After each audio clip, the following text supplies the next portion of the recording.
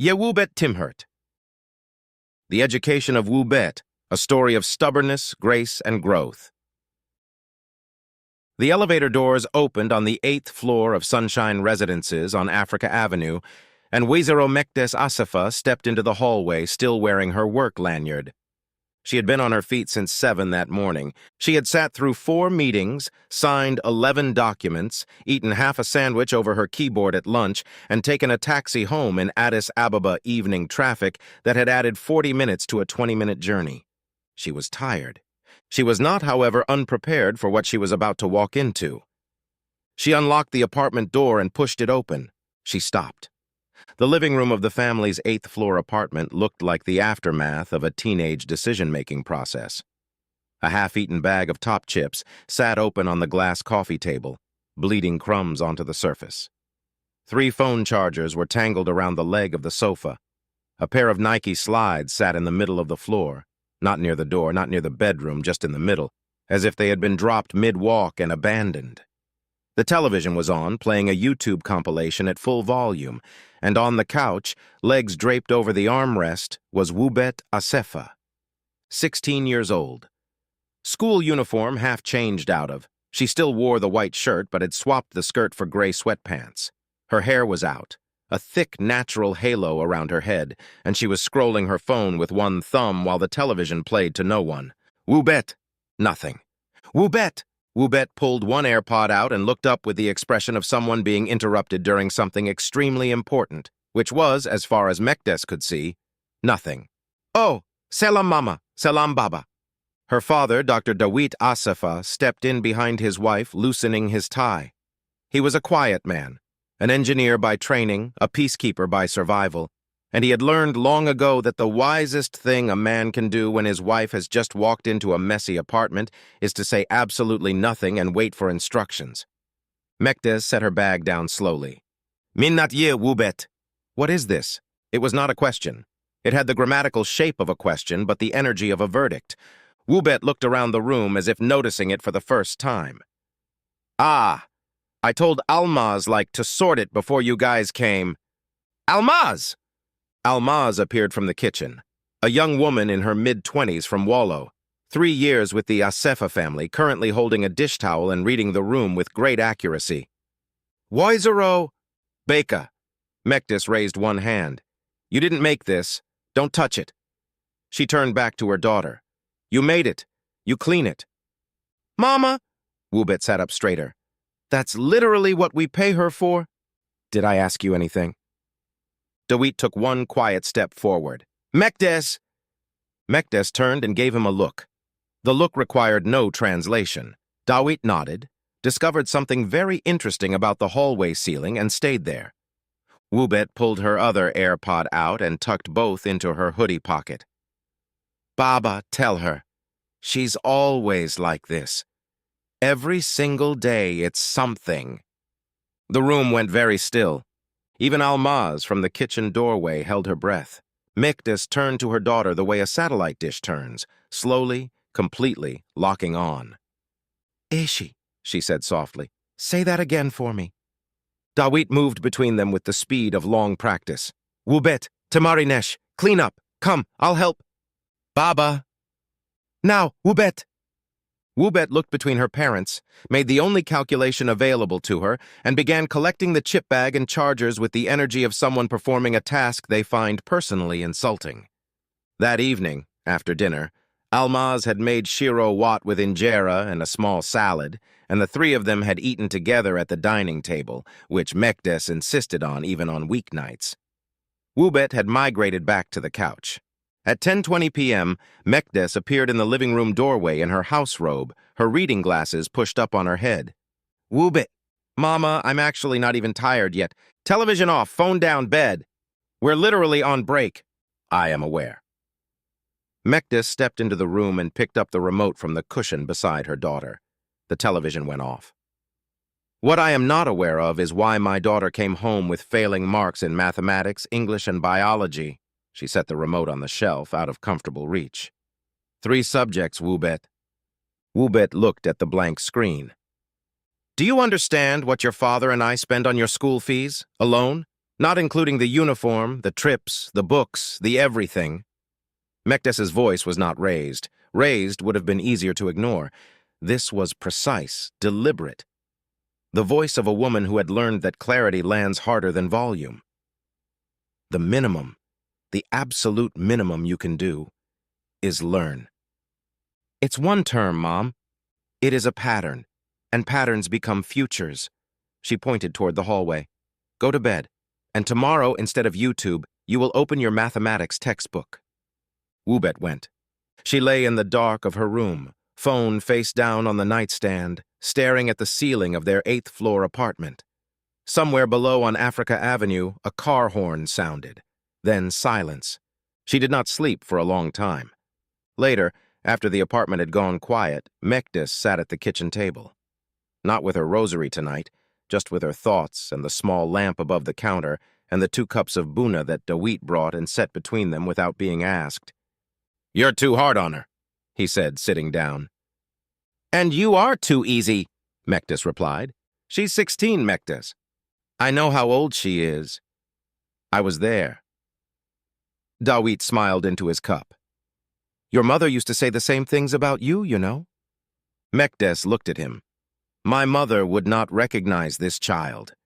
"She would. She would just handle her differently." Mekdes was quiet for a moment. She turned her cup slowly on the table. "What bothers me most is not the grades," she said. "It is Almaz." Dawit looked up. "The way she speaks to her." Mekdes shook her head. "Almaz is a working woman. She came far. She is here every day keeping this home running. And Wubet speaks to her like—" She stopped. "I did not raise her for that. Whatever else, I did not raise her for that." Dawit nodded slowly. "So what do we do?" "I am getting her a tutor," Mekdes said. "Someone outside the family. Someone she cannot manage or ignore. A tutor. A young man. Came very highly recommended. Top of his year. Teaches on the side. He is from a good family in Birchiko." Dawit raised an eyebrow. "Young man?" "I am taking my leave next week," Mekdes said evenly. "I will be here." "All right." He finished his coffee. "God willing." "Egziaber Yimaral," she agreed. "But I am also not leaving it entirely to God." 3 days later, on a Tuesday morning, Mekdes brought home Biruk Tesfaye. He was 20 years old, lean, in a clean white shirt and neat dark jeans. His shoes were polished, not expensive but cared for. He carried a worn leather bag over one shoulder and a small stack of textbooks. At the door, he greeted Mekdes with both hands, slightly bowed, the way a young man greets an elder he genuinely respects. Mekdes noticed. Wubet was in the living room, cross-legged on the couch in an oversized hoodie, watching a reel on her phone. She looked up, looked at the young man, looked at her mother. "Mama, who is this?" "This is Biruk, your tutor." Wubet uncrossed her legs slowly. "Mama, he looks like someone from my class." "He is smarter than anyone in your class." Mekdes guided Biruk toward the dining table, which had been cleared and set with Wubet's textbooks. "Biruk, everything is there. Let me know if you need anything." "Thank you, Wizero Mekdes." Wubet stared at him. "Mama, seriously, he can't be my teacher. He's like my age." "He is not your age, and you don't have a vote on this." "That's so not fair." "Wubet." 2 syllables, flat, final. The conversation ended. Wubet went upstairs. She came back with her books held against her chest like a barrier, sat down across from Biruk, and looked at him the way a person looks at something they have decided not to like. Mekdes went to the kitchen. They were alone. Biruk opened her mathematics textbook, turned to her results page, scanned it, and looked up. "You failed 3 subjects," he said.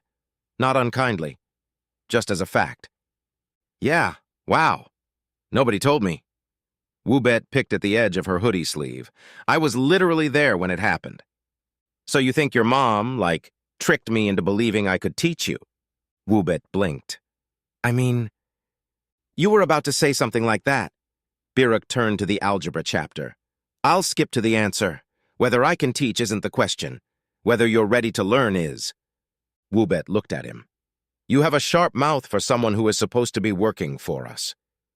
Biruk looked up from the book. His face was calm. His eyes were direct. Not aggressive, just honest, which was somehow more unsettling. Most people in Wubet's life either agreed with her or avoided her. This person was doing neither. "I'm not working for you," he said simply. "I'm working with you. Big difference. A staff member obeys, a tutor pushes back." He paused. "And right now, the only thing in this room that isn't working is the attitude you walked in with." "Mama!" Wubet half rose from her chair. Mekdes appeared in the kitchen doorway, wooden spoon in hand. "What?" "This guy is being disrespectful." "I was matching her energy, Wizero," Biruk said politely. "She implied I was beneath her. I was pointing out that intelligence isn't something you inherit through school fees." Mekdes looked at her daughter. "He's right." "Mama!" "Wubet, if you speak to your teacher like that, he will respond. Sit down and open your book." She went back to the kitchen. Wubet sat. She glared at Biruk with the full force of 16 years of opinions. Biruk opened to the algebra page. "Okay," he said. "This is about balance. Whatever I do to one side of the equation, I have to do to the other. Both sides have to be equal or the whole thing falls apart." He wrote a problem on a clean page and slid it across. "Think of it like this.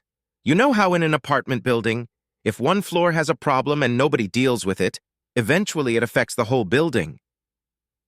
Wubet looked at the paper in spite of herself. "Fine," she said flatly. "Explain it." The first session ended without disaster. The second ended with Wubet getting 2 practice problems correct and not acknowledging it. It was during the third session, a Thursday afternoon biology cell division, that something shifted. Biruk had drawn a careful diagram, labeled neatly, and Wubet had copied the whole thing without complaining once. When he looked up, she was still writing, her tongue pressed slightly between her teeth the way people hold it when they are concentrating without realizing it. He put down his pen. "Wubet," he said, "what do you actually want to do? Like, when you're done with school?" She frowned without looking up. "Why?" "Because it changes how I teach you. If you want medicine, we go deep into biology. If you want something creative, we focus differently. It matters." She finished copying the diagram, set her pencil down. "I don't know," she said. And for the first time since he'd arrived, the answer didn't have any performance in it. It was just true. "That's fine," Biruk said. "Most people your age don't." He picked up his pen again. "But here's the thing. My dad says he switched to Amharic. Yemeseretun ayatam, hulam le general." Don't abandon the roots. Everything grows from them. Wubet looked at him. "You sound like a church person." "My dad's a deacon." A small shrug. "Some of it gets in." Something in Wubet's face shifted, just slightly, like a window opening a crack. "The thing about people who grow up comfortable," Biruk continued, not unkindly, "is they sometimes think the rules, the hard work, the respect, the discipline, they think those are for people who have less. Like the rules are for people who need them." He paused. "But it's actually the opposite. The more you have, the more is expected. That's not unfair. That's just how it works." Wubet looked at the table. "I'm not like a bad person," she said quietly, smaller than she intended. "I know," Biruk said, "but you've been behaving like one. Those are different things, and one of them you can actually change." Mekdes did not hear that conversation. But that evening, when Almaz brought Wubet's tea to her room, Wubet looked up from her phone and said, without prompting, without performance, "Amasegin alehu, Almaz." Almaz paused in the doorway. Mekdes, passing in the hallway, stopped just outside the door. She said nothing. She walked on. But she had heard it. The change didn't come all at once. It came the way Addis Ababa mornings come, gradually, the light arriving before you notice it, until suddenly the whole city is lit, and you can't say exactly when it happened. Wubet started waking up before her alarm. Her books were open on the dining table by 9. She stopped leaving shoes in the living room. She started asking Almaz if she needed anything from the shop when she went down. She stopped answering her mother in the flat, closed-off way that communicated "I am physically present," but emotionally elsewhere. One morning, she came down to find Almaz standing at the sink with the breakfast dishes. Without saying anything, she picked up a dish towel and stood beside her. Almaz looked at her. "I'm serious," Wubet said, a little embarrassed. "Let me help." Almaz handed her a wet plate. They stood at the sink together and didn't say much. They didn't need to. One evening, near the end of the second week, Mekdes came to Wubet's room with a plate of tibs and injera, warm from the kitchen. She knocked and pushed the door open softly. Wubet was at her desk, 3 sheets of paper spread with diagrams and notes, her textbook open, her pencil moving. Mekdes set the plate beside her without disturbing her. She stood for a moment, watching. Then Wubet looked up. "Mama?" Thank you." "For the food?" "For everything." Wubet put her pencil down and turned in her chair. For not giving up on me, for getting Biruk, for being mad at me when I needed it." She looked at her hands. "I know I don't act like I appreciate it, but I do. I really do." Mekdes sat down on the edge of the bed.